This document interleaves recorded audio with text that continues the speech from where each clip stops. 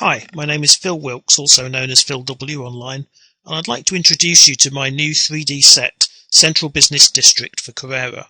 This consists of a number of skyscrapers and towers, which you can use in your own sets or to enhance my previous set, Night and Day City. Let's take a look at the individual buildings first. There's a selection of 36 different skyscrapers and towers available for both day, so these here, and you can see the variety that you get. And there's also a night set, so these have illuminated windows, the street lights are on, and things like the shop windows are also illuminated. The first 6, labelled Skyscraper 1 through Skyscraper 6, all feature a cylindrical or oval element to their construction, and this can be seen in this particular skyscraper here. Skyscrapers labelled 2.1 through to 2.7 are based on a 3x3 grid of rectangular elements, and here you can see that by changing the height of each of those elements you can build a number of different shaped constructions for your skyscrapers. The third series of skyscrapers all share a cylindrical construction to the towers, and you can see an example here. Some of these also feature bridges between sections of the towers. The fourth series returns to a rectangular construction, but with a different layout of blocks to give unique looks to these particular skyscrapers. The fifth series combines elements of the first 4, so for example you can combine the oval shape with some more rectangular or cylindrical elements to build more interesting skyscrapers. And in addition to those, there is a set of towers, 6 of those, and you can see an example here for a typical communications type tower. All of the skyscrapers are built on a modular basis and come in a range of different textures as well. If you look below ground, you'll notice that quite a number of skyscrapers have significant portions of their construction below ground, and that's to allow them to be increased in height should you need it. Let's take an example of this skyscraper here, 4.4. At the moment it's a fairly squat construction, but if we expand it, you can see it's made up of a number of different sections. And now that this shows, we can select individual parts of the structure, and if I shift select these 2 towers, I can then move those upwards.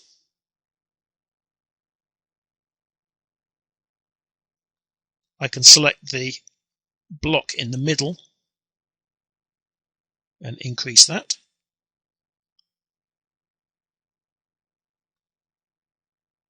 There's some side pillars here that I can also bring up.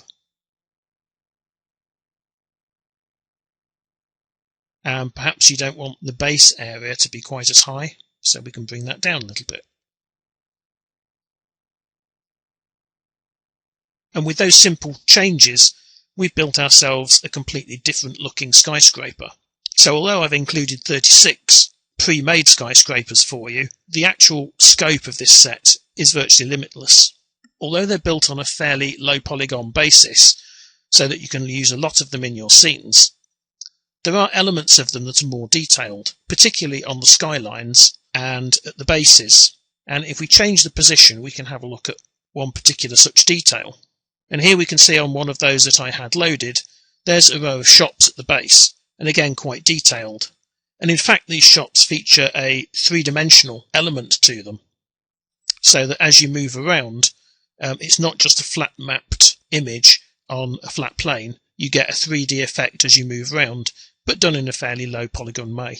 And there's some trees and things like that to enhance the look at ground level. So that's the individual buildings. Now let's take a look at how to put them together. In the distribution for Central Business District, there are 2 complete scene files which contain 6x6 city blocks with one example of each of the skyscrapers and towers on one of the city blocks. So all of the buildings are used within this particular scene, and again there are day and night versions included. Because of the complexity of the scene, it can be quite slow to navigate around, so I recommend using the bounding box mode for most of your navigation around the scene. I have included a number of preset camera positions, so here you can see a full view, some top downs, some street level views, an overview, and a look up at the skyscrapers. So for example, if we select that one, you can see that that's at ground level looking up.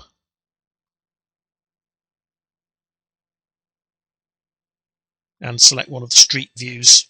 Now you don't get a particularly good representation of what your scene is going to look like from here.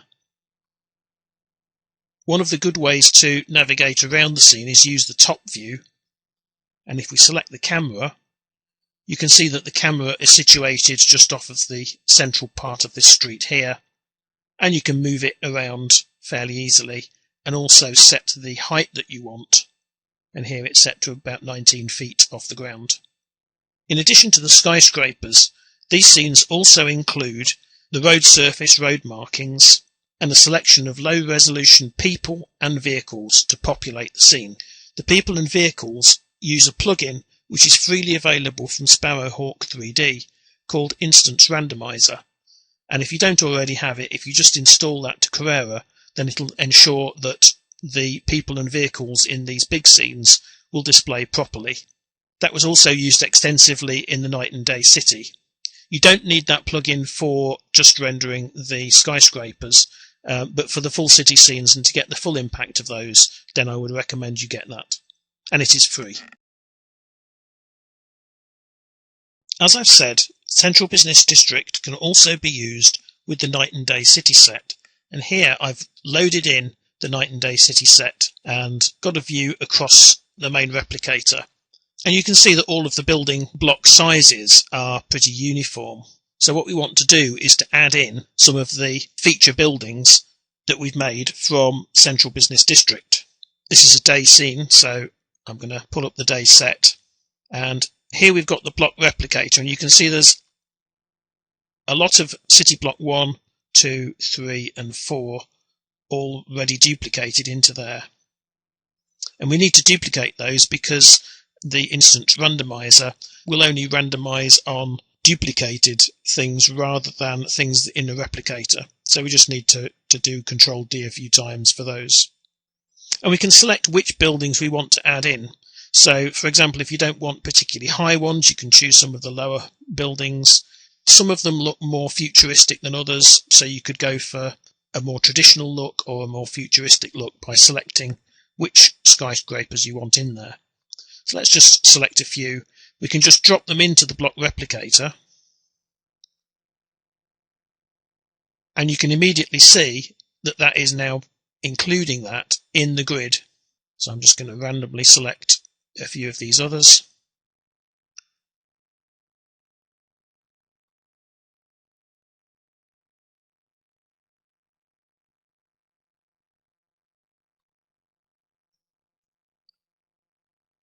And again, each time just drop it onto the block replicator to ensure that that's included within the replication. And perhaps just add one more for this example.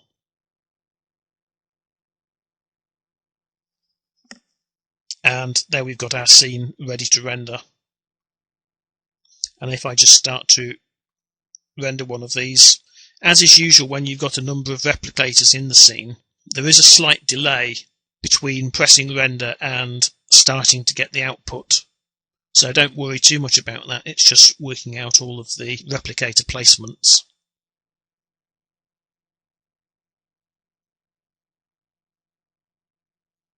And again, it's doing a little bit of pre-calculation.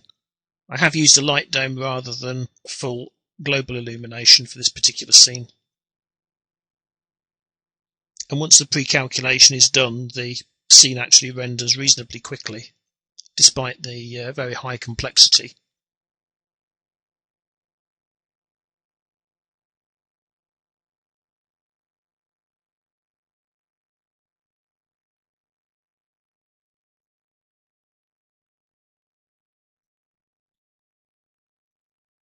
So I'll just let that render out and we'll pick it up once it's rendered.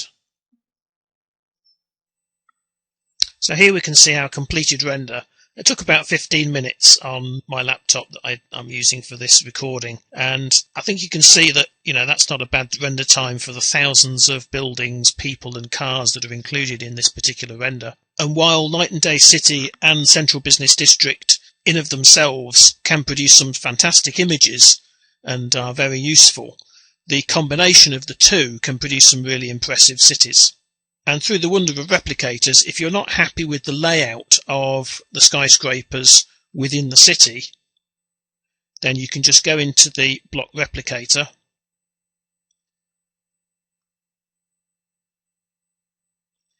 and just by pressing the shuffle button here, we get a completely new city.